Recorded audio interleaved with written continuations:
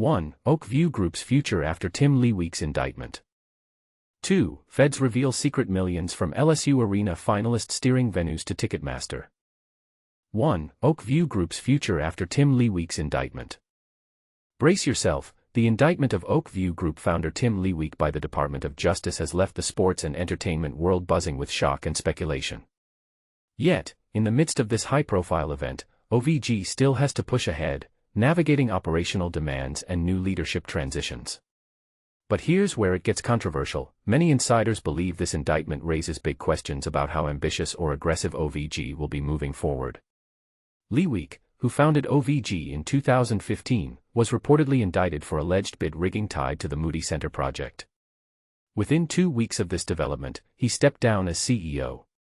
OVG itself settled with the DOJ through a $15 million fine as part of a non-prosecution agreement, NPA, DOJ link, https://www.justice.gov/atr/case/us-v-oak-view-group-llc, meaning the company won't be prosecuted over this specific matter if it adheres to specific conditions.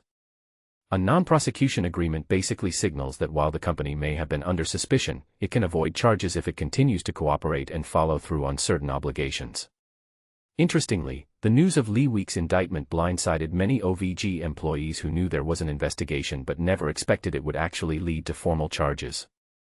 Their sense of relief after the company avoided legal trouble in the DOJ's Live Nation complaint, link, https://www.sportsbusinessjournal.com/article/2024/06/17/OVG-in-DOJ-complaint, last year likely added to their surprise. Now, the crucial question is, where does OVG go from here? The company has experienced meteoric growth in just under a decade, reminiscent of a rocket launch off Cape Canaveral, especially after the pandemic. If you've watched the organization in the past 4 years, you probably noticed its identity was shaped by its now former CEO's bold and fast-paced style. The big unknown now is how OVG will redefine itself and pick a strategic direction without Leiweke at the helm. Was Leiweke already on his way out before the indictment? And this is the part most people miss. Evidence suggests a leadership transition plan was quietly unfolding. In OVG's press release about Leiweke stepping down, he was quoted saying, "The board and I decided that now is the right time to implement the succession plan that was already underway and transition out of the CEO role." Indeed, rumors had been floating in the industry for months about Leiweke's potential shift, fueled by talk of him wanting to start a family office, plus private equity backer Silver Lake advising caution on extravagant acquisitions. Silver Lake, which first poured $100 million into OVG 7 years ago, has since invested millions more. It's typical for such firms to look for an exit on investments between 7 and 10 years, so OVG's timeline fits that pattern. OVG's unstoppable development spree racked up some $5 billion in new or renovated arenas starting in 2021. Although Silver Lake may not have financed every penny, the firm undoubtedly contributed a substantial chunk.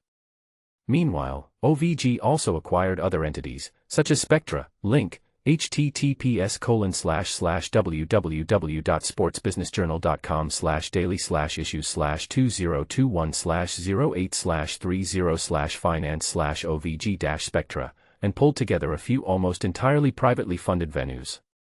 Cost-cutting has been evident for about a year. Recall, for instance, the shutdown of OVG's publication venue Snow, where even its archives disappeared from the internet. And it could be no coincidence that the supposedly massive $10 billion arena and resort project in Las Vegas has apparently hit stall mode. Link, https://www.sportsbusinessjournal.com/article/2024/09/23/Las-Vegas-NBA-Arena. If so, it would make sense that Leiweke and Silver Lake were already strategizing his departure. So how will Chris Granger's promotion to CEO be greeted? By most accounts, very positively. Granger, who served as OVG 360 president for 4 years, has deep roots in the sports business and a thorough understanding of building operations, particularly in the arena realm.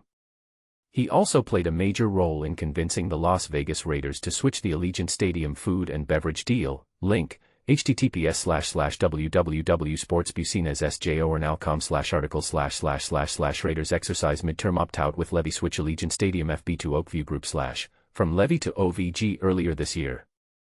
Granger took the bold step of sending an unsolicited proposal to Raiders president Sandra Douglas Morgan. Link, https://www.sportsbusinessjournal.com/articles/2025/03/what-just-happened-in-view-group-and-levy.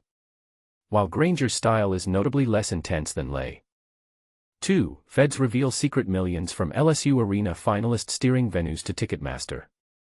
Shockingly, a top contender for LSU's new arena project reportedly funneled millions in secret incentives to direct paying clients to Ticketmaster. In an unexpected twist, a signed non-prosecution agreement now reveals that the company behind the proposal discreetly raked in millions to push its clients toward Ticketmaster, all while keeping the arrangement under wraps. As LSU athletics and other interested parties assess the broader impact of the federal cases involving Oak View Group, fresh details have emerged in the indictment against former Oak View Group chair and CEO Tim Leiweke. Leiweke currently faces up to 10 years behind bars and a $1 million fine in connection with allegations of bid rigging tied to the construction of the Moody Center at the University of Texas at Austin. But here's where it gets controversial. According to Daily Report, Oak View Group is mentioned in a civil antitrust lawsuit brought by the Justice Department against Ticketmaster and its parent company, Live Nation Entertainment.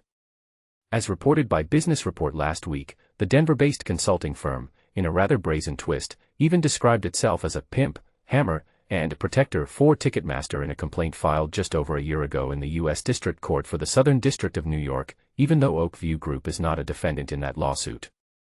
The complaint accuses Live Nation Ticketmaster of exercising monopolistic control over performers, venues, and independent promoters, allegedly harming competition and forcing fans to ultimately pay higher prices for tickets. Remarkably, 40 states, including Louisiana, have joined in this case. And this is the part most people miss. Federal documents indicate that Ticketmaster became the exclusive primary ticketing service for the 5 venues owned by Oak View Group. The group was then compelled to advocate for Ticketmaster by entering exclusive agreements for more than 100 venues under its management. Authorities claim that this agreement even extended to all future venues owned or managed by Oak View Group, effectively locking them into long-term exclusive contracts with Ticketmaster. What do you think about these revelations? Are these arrangements an inevitable outcome of business practices in the event industry, or do they signal a deeper, more problematic trend? Share your thoughts in the comments below and let us know if you agree or disagree with this controversial approach.